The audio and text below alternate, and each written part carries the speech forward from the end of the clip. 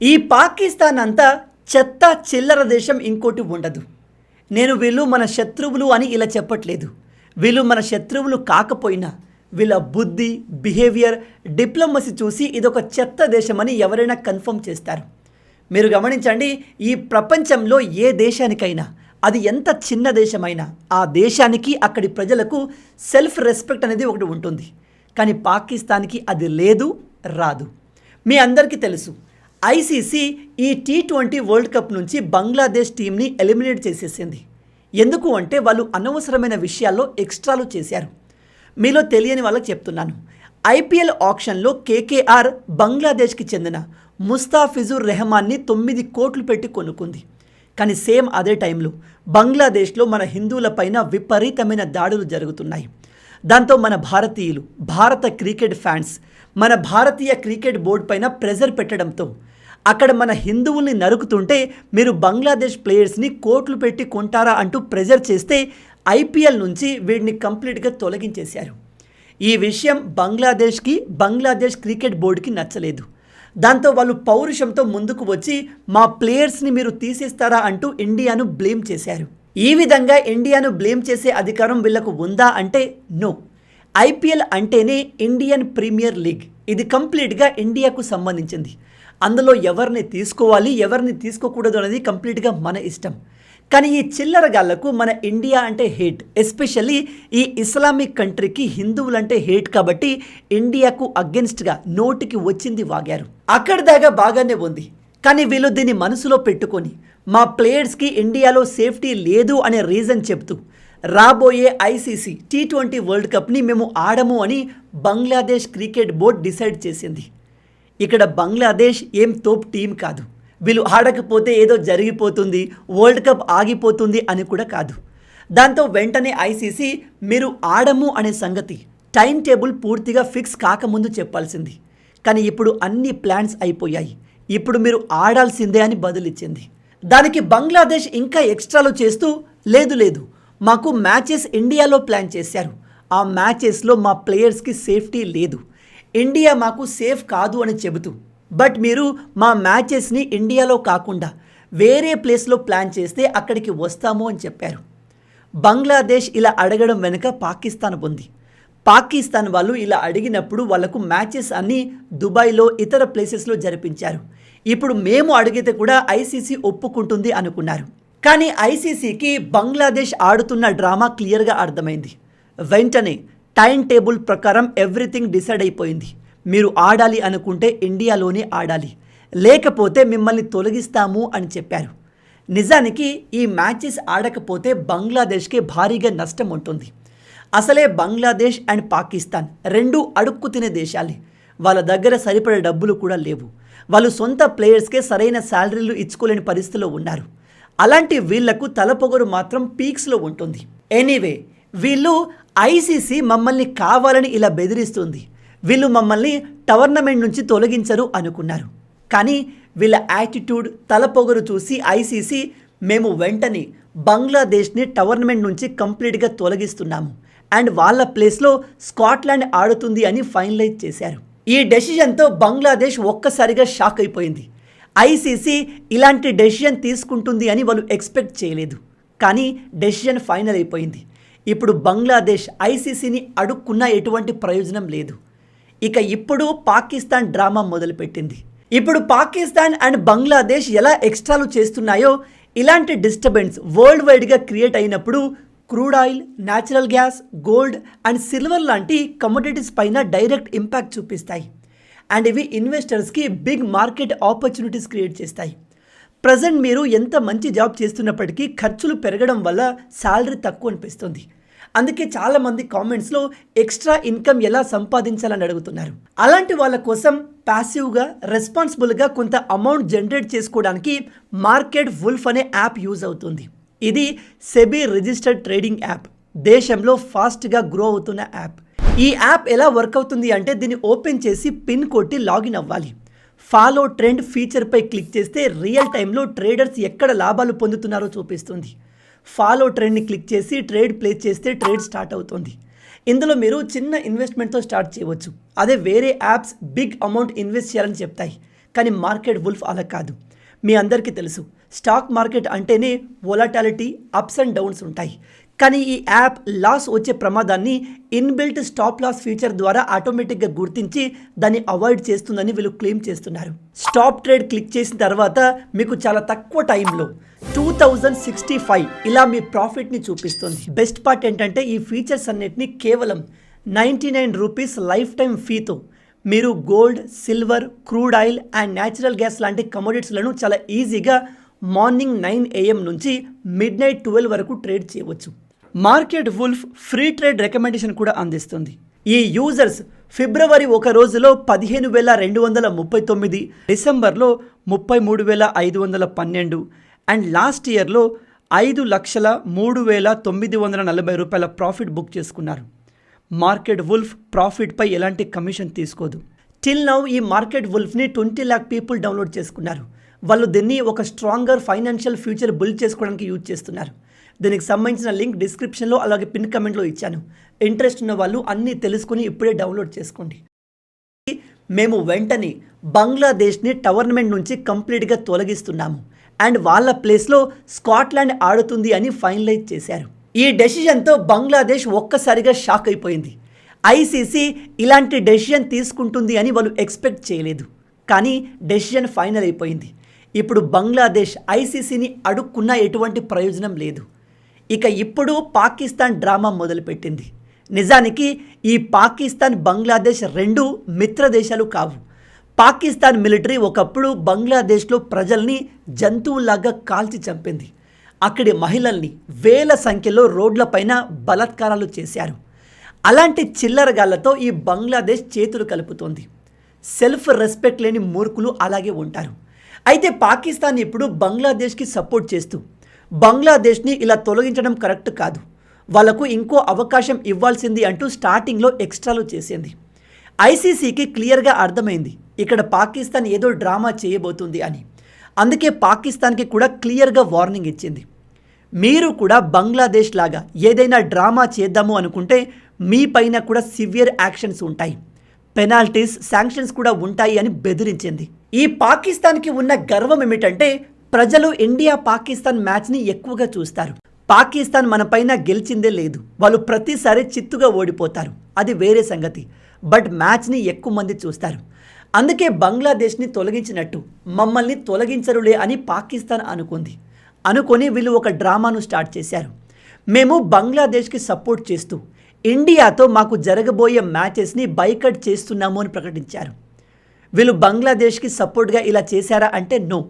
ఈ చిల్లరగాళ్ళకి మన టీం పైన గెలవడం చేత కాదు, ఎలాగో ఇండియాతో ఆడి ఓడిపోవాల్సిందే కాబట్టి ఇలాంటి డ్రామా చేసి కాస్త కాంట్రవర్సీ క్రియేట్ చేసి ఇండియాకు నష్టం కలిగిద్దాము అనుకున్నారు. పాకిస్తాన్ ఐసీసీ కండక్ట్ చేయబోయే ఈ T20 వరల్డ్ కప్లో ఆడకపోతే వాళ్ళకే భారీగా నష్టం ఉంటుంది. ఐసీసీ రూల్స్ ప్రకారం ఇలా ఆల్రెడీ డిసైడ్ అయిపోయిన వరల్డ్ కప్ మ్యాచెస్ని ఆడము అని రిజెక్ట్ చేస్తే ఆ దేశం పైన పెనాల్టీ ఉంటుంది. దాదాపు 30 నుంచి 40 కోట్ల రూపాయల ఫైన్ ఉంటుంది. అంత డబ్బు కట్టేంత సీన్ పాకిస్తాన్ క్రికెట్ బోర్డుకు లేదు. ఈ విషయం పాకిస్తాన్కి బాగా తెలుసు. దీంతో పాటు పాకిస్తాన్లో మన ఇండియాలో ఐపీఎల్ లాగా అక్కడ కూడా PSL, పాకిస్తాన్ సూపర్ లీగ్ జరుగుతుంది. అలాంటివి కండక్ట్ చేయడానికి ఐసీసీ పర్మిషన్ కావాలి. అందులో కూడా కొంతమంది ఇంటర్నేషనల్ ప్లేయర్స్ పార్టిసిపేట్ చేస్తారు. ఇప్పుడు పాకిస్తాన్ ఎక్స్ట్రాలు చేస్తే ఆ లైసెన్స్ని ఐసీసీ రద్దు చేసి ఇంటర్నేషనల్ ప్లేయర్స్ అందులో పార్టిసిపేట్ చేయకుండా చేయగలదు. అలాగే ఐసీసీ ఇలాంటి వరల్డ్ కప్లు కండక్ట్ చేసినప్పుడు వచ్చే రెవెన్యూలో కొంత పర్సెంట్ని అన్ని దేశాల క్రికెట్ బోర్డుకి ఇస్తుంది. మన ఇండియా ప్రపంచంలో ఉన్న అన్ని క్రికెట్ బోర్డ్స్ కంటే రిచెస్ట్ క్రికెట్ బోర్డు. మనకు డబ్బు కొదువ లేదు, కానీ ఐసీసీ నుంచి వచ్చే డబ్బు బంగ్లాదేశ్, పాకిస్తాన్కి చాలా అవసరం. ఎందుకంటే వాళ్ళ బతుకులు, వాళ్ళ జీవన ఉపాధి అది. ఇవన్నీ పాకిస్తాన్కి బాగా తెలుసు. అయినా కూడా మేము మ్యాచెస్ బైకట్ చేస్తున్నాము అని డ్రామా స్టార్ట్ చేశారు. వీళ్ళు నిజంగా మ్యాచెస్ని బైకట్ చేస్తారా అంటే నో, లాస్ట్కి ఒప్పుకుంటారు. ఈ విషయం అందరికీ తెలుసు, కానీ కొద్దిగా కాంట్రవర్సీ, డ్రామా క్రియేట్ చేస్తారు. ఎందుకు? మాకు కూడా కొద్దిగా వాల్యూ ఉంది అని వాళ్ళను వాళ్ళు ప్రూవ్ చేసుకోవడానికి. ఇక్కడ ఆశ్చర్యకరమైన విషయం ఏమిటంటే పాకిస్తాన్ క్రికెట్ బోర్డు ఎంత చెత్తగా ఆలోచిస్తుందో అక్కడి గవర్నమెంట్ కూడా అంతే చెత్తగా ఆలోచిస్తుంది. పాకిస్తాన్ ప్రైమ్ మినిస్టర్ కూడా ట్వీట్ చేసి మా టీం T20 వరల్డ్ కప్లో ఇండియాతో మ్యాచెస్ ఆడదు అని ప్రకటించాడు. కానీ ఇప్పుడు ఏమైంది? అన్నీ మూసుకొని ఐసీసీ శాంక్షన్స్కి పెనాల్టీకి భయపడి మళ్ళీ యూటర్న్ తీసుకొని మేము ఆడుతాము అని ఒప్పుకున్నారు. నేను అందుకే మీకు స్టార్టింగ్లో చెప్పాను, వీళ్ళంతా చిల్లర చెత్తగాళ్ళు మీకు ప్రపంచంలో ఎక్కడ దొరకరు అని. ఎందుకంటే ఈ రెండూ ఒకే మైండ్ సెట్ కలిగిన దేశాలు. వాళ్ళు ఎదగరు, సంపాదించరు, సంపాదించేవాన్ని టార్గెట్ చేస్తారు. అయితే ఇక్కడ ఇంకో ఇంట్రెస్టింగ్ విషయం చెప్పాలి. పాకిస్తాన్ మేము మ్యాచెస్ ఆడము అని బైకట్ చేస్తున్నట్టుగా ప్రకటించింది. ఆ తర్వాత ఐసీసీ వార్నింగ్కి, శాంక్షన్లకు భయపడి మేము ఆడుతాము అని ఒప్పుకున్నారు. కానీ కొన్ని డిమాండ్స్ ఉన్నాయి, వాటిని ఐసీసీ ఒప్పుకుంటేనే ఆడుతాము అని చెప్పారు. వీళ్ళ డిమాండ్స్ని ఒకసారి వినండి, వీళ్ళు ఎంతటి చిల్లరగాలో మీకు అర్థమవుతుంది. వీడు గుర్తున్నాడా? Mohsin Naqvi, Pakistan cricket board chairman. రీసెంట్గా మనం ఏషియా కప్ గెలిచిన తర్వాత కూడా వీడు మనకు కప్ ఇవ్వకుండా ఎత్తుకొని పారిపోయాడు. దాన్ని వీడు సక్సెస్ అనుకుంటున్నాడు. గెలిచిన టీంకి కప్పు ఇవ్వకుండా ఎత్తుకెళ్ళిపోతే అలాంటి ఎదవని దొంగ అంటారు. వీడు దొంగనా కొడుకు. గెలుపు అనేది ఆ కప్పులో ఉండదు. ప్రపంచం మొత్తం మిమ్మల్ని చూస్తుంది, మీరు గెలిచిన విధానాన్ని చూస్తుంది, మీరు మీ అపోనెంట్స్ని ఏ విధంగా ఓడించారో అది అసలైన గెలుపు. కానీ ఈ చిల్లరగాళ్ళకి అది ఎలాగో అర్థం కాదు. అయితే వీడు ఐసీసీకి వార్నింగ్ ఇస్తూ ఏమని ట్వీట్ చేశాడో తెలుసా? మేము ఎటువంటి శాంక్షన్కి, ప్రెజర్కి భయపడము, అందరికీ తెలుసు మా ఫీల్డ్ మార్షల్ ఎవరు అనేది అంటూ ట్వీట్ చేశాడు. ఇప్పుడు చెప్పండి, వీడికి కొద్దిగా అయినా బుద్ధి జ్ఞానం ఉందా? వీడు క్రికెట్ గురించి మాట్లాడాలి, క్రికెట్కి సంబంధించిన విషయాల గురించి పాయింట్స్ని రేస్ చేయాలి. కానీ వీడు అవుట్ ఆఫ్ ది బాక్స్ మమ్మల్ని బెదిరించే ప్రయత్నం చేయకండి, మా ఫీల్డ్ మార్షల్ ఎవరో ప్రపంచం మొత్తానికి తెలుసు అంటున్నాడు. వాడేదో పీకేసినట్టు. వాడో చిల్లరగాడు, వీడో చెత్తగాడు. ఇలా ఎందుకు చెప్తున్నాను అంటే, ఆపరేషన్ సింధూర్ జరుగుతున్నప్పుడు ఈడు ఎలివేషన్ ఇస్తున్న ఆసిమ్ మునీర్ గాడు దాదాపు 24 గంటలు బంకర్లో దాక్కొని ఉన్నాడు. వాడికి వీడు ఎలివేషన్లు ఇస్తున్నాడు. వాడెళ్ళి ట్రంప్ బూటు నాకుతాడు అండ్ వీడు మునీర్ గాడి బూటు నాకుతున్నాడు. ఈ విషయం నేను ఊరికే చెప్తున్నానా? నో, ప్రపంచం మొత్తానికి తెలుసు వీళ్ళిద్దరూ వెళ్ళి అమెరికా కాళ్ళ మీద ఎలా పడతారు అనేది. అండ్ వీడు మాట్లాడుతున్న తీరు చూస్తుంటే వీడి కాళ్ళపైన పడుతున్నాడు అనిపిస్తుంది. వీళ్ళ డిమాండ్స్ని ఒకసారి వినండి. నెంబర్ 1, బంగ్లాదేశ్ని మీరు ఎలిమినేట్ చేశారు కాబట్టి వాళ్ళపైన ఎటువంటి ఫైనాన్షియల్ పెనాల్టీ వేయకండి అంటున్నారు. యాక్చువల్గా దీని డిమాండ్ కాదు, బతిమిలాడుకోవడం అనాలి. బట్ స్టిల్ వీళ్ళు చెప్పినందుకు కాదు, ఐసీసీ ముందు నుంచే బంగ్లాదేశ్ క్రికెట్ బోర్డు పరిస్థితి చాలా వరస్ట్గా ఉంది. అక్కడ క్రికెటర్స్కే శాలరీలు ఇచ్చుకోలేని పరిస్థితుల్లో వాళ్ళు ఉన్నారు. అందుకే వీళ్ళు చెప్పకముందే ఐసీసీ వాళ్ళపైన పెద్దగా పెనాల్టీ వేయాలి అనుకోలేదు. బట్ వాళ్ళు చేసిన దానికి కొన్ని విషయాల్లో సఫర్ అవ్వక తప్పదు. ఎస్పెషల్లీ పాయింట్స్ విషయంలో, ఇతర ఐసీసీ ఈవెంట్స్లో వాళ్ళు కొన్ని ఇబ్బందులు పడాల్సిందే. డిమాండ్ నెంబర్ 2, మీరు బంగ్లాదేశ్ని తొలగించారు కాబట్టి వాళ్లకు లాస్ వస్తుంది. అందుకే వాళ్ళ కోసం ఏదైనా స్పెషల్ ఏర్పాట్లు, ఐసీసీ ఈవెంట్స్ కండక్ట్ చేయండి అని రిక్వెస్ట్ చేస్తున్నారు. నిజానికి దీనికి ఐసీసీ ఒప్పుకోలేదు. ఈ బంగ్లాదేశ్ వాళ్ళు ఆల్రెడీ డిసైడ్ అయి ఉన్న వరల్డ్ కప్ మ్యాచెస్ని రిజెక్ట్ చేశారు కాబట్టి అంతే లెవెల్లో లాస్ని అనుభవించాల్సిందే. బట్ అండర్-19 వరల్డ్ కప్ జరగబోతుంది, అప్పుడు మేము దీని గురించి ఆలోచిస్తాము, కానీ మీరు అడిగారు అని మేము కండక్ట్ చెయ్యము అని క్లియర్గా చెప్పింది. డిమాండ్ నెంబర్ 3, మీరు India Pakistan bilateral series conduct చేయండి అని అడుగుతున్నారు. దీని వెనక రీజన్ ఏమిటంటే, పీసీబీ ఏషియా కప్ ఎత్తుకోపోయినా ఈ చిల్లరగాడి దగ్గర చిల్లి గవ్వలేదు. వీళ్ళ బోర్డు దగ్గర కూడా సరిపడా డబ్బులు లేవు. ప్లేయర్స్కే సరిగా పే చేయలేకపోతున్నారు. అందుకే ఇండియాతో మ్యాచెస్ కండక్ట్ చేస్తే డబ్బులు సంపాదించుకోవచ్చు అనేది వీళ్ళ ఆలోచన. కానీ వీళ్ళు ఎన్నో సంవత్సరాల నుంచి క్రికెట్ ఆడుతున్నారు. అయినా కూడా ఈ చిల్లరగాళ్లకు అర్థం కాని విషయం ఏమిటంటే, బైలాటరల్ సిరీస్ కండక్ట్ చేసే హక్కు ఐసీసీకి ఉండదు. అది 2 దేశాల క్రికెట్ బోర్డులు కలిసి మాట్లాడుకోవాల్సిన విషయం. అందుకే ఐసీసీ దీన్ని రిజెక్ట్ చేసింది. ఇక 4వ demand, India, Bangladesh and Pakistan tri సిరీస్ని కండక్ట్ చేయాలి అంట. దీనివల్ల ఎవరికి బెనిఫిట్ అంటే, మనకు ఎలాగో డబ్బులు వస్తాయి, మన దగ్గర ఆల్రెడీ చాలా డబ్బులు ఉన్నాయి, కానీ అడుక్కు తింటున్న పాకిస్తాన్, బంగ్లాదేశ్కి కాస్త బెనిఫిట్ అవుతుంది. దీనికి ఐసీసీ ఎలా రియాక్ట్ అయిందంటే, అబేవో దేడ్ దిమాక్, అది మీరు కూర్చొని మాట్లాడుకొని డిసైడ్ చేయాల్సిన విషయం, అందులో నాకు ఎటువంటి హక్కు లేదు అని చెప్పింది. అఫ్కోర్స్ ఇలా సేమ్గా చెప్పలేదు, బట్ ఇదే మీనింగ్ వచ్చేలా చెప్పింది. ఇక చివరగా లాస్ట్ డిమాండ్ వినండి. 2026లో ఇండియా టీంని బంగ్లాదేశ్ టూర్కి పంపండి, అక్కడ మ్యాచెస్ని కండక్ట్ చెయ్యండి అని అడుగుతున్నారు. అడగడం కాదు, ఆర్డర్ చేస్తున్నారు. ఇక మీరు చెప్పండి, వీళ్ళకు ఇది అడిగే అధికారం ఏమైనా ఉందా? నీకే తినడానికి సరైన దిక్కు లేదు. నువ్వు వేరే దేశాలకు ఈ టైంలో మ్యాచెస్ ఆడాలి, ఇండియా టీంని మీరు తీసుకెళ్ళాలి అని చెప్పేంత అర్హత నీకు ఉందారా? బట్ స్టిల్ అడిగేశారు. ఐసీసీ ఏమో ముఖం మీద ఉమ్మేసినట్టు రిజెక్ట్ చేసింది. చూసారా, వీళ్ళ డిమాండ్స్ కూడా ఎంత చిల్లరగా చెత్తగా ఉన్నాయో. అసలు వాళ్ళకు సంబంధం లేని, వాళ్ళ కంట్రోల్లో లేని విషయాలను వీళ్ళు డిమాండ్గా పెట్టారు. నిజానికి పాకిస్తాన్ ఐసీసీ ఇంత స్ట్రిక్ట్గా ఉండదు, మా డిమాండ్స్కి ఒప్పుకుంటుంది అనుకున్నారు. కానీ ఐసీసీ ఆన్సర్ విన్నాక చివరికి తమను కూడా బంగ్లాదేశ్ లాగా వరల్డ్ కప్ నుంచి ఎక్కడ ఎలిమినేట్ చేస్తారో అని రియలైజ్ అయి యూటర్న్ తీసుకుని ఇప్పుడు మ్యాచెస్ ఆడుతాము, ఫిబ్రవరి 15న శ్రీలంకలో జరగబోయే మ్యాచెస్కి అటెండ్ అవుతాము అని ఒప్పుకున్నారు. వీళ్ళు అడిగిన ఏ డిమాండ్కి ఐసీసీ ఒప్పుకోలేదు. బట్ ఇప్పుడు మీరు చూడండి వీళ్ళు ఎలా చెప్పుకుంటారో తెలుసా? మేము ఐసీసీ మెడలు వంచి భారత్ని ఎదిరించి మా డిమాండ్స్ని ఒప్పించాము అని వాళ్ళ దేశంలో బిల్డప్ ఇచ్చుకుంటారు. వీళ్ళ బతుకులు ఇంతే. వీళ్ళు ఆపరేషన్ సింధూర్లో కూడా మేమే గెలిచాము, మేమే భారత్ని ఓడించాము అని అక్కడి ప్రజలకు నమ్మేలాగా పెద్ద పెద్ద సిటీస్లో అందరికీ కనిపించేలాగా పెద్ద పెద్ద హోర్డింగ్లు పెట్టారు. పాకిస్తాన్ ప్రజలు కూడా వీళ్ళలాగే ఉంటారు కాబట్టి నమ్మేస్తారు. కానీ ఏ దేశంలో అయినా చదువుకున్న తెలివైన వాళ్ళు ఉంటారు. వాళ్ళు ఒక్క గూగుల్ సెర్చ్ చేస్తే ఇదిగో ఇలాంటి ఫొటోస్ వచ్చేస్తాయి.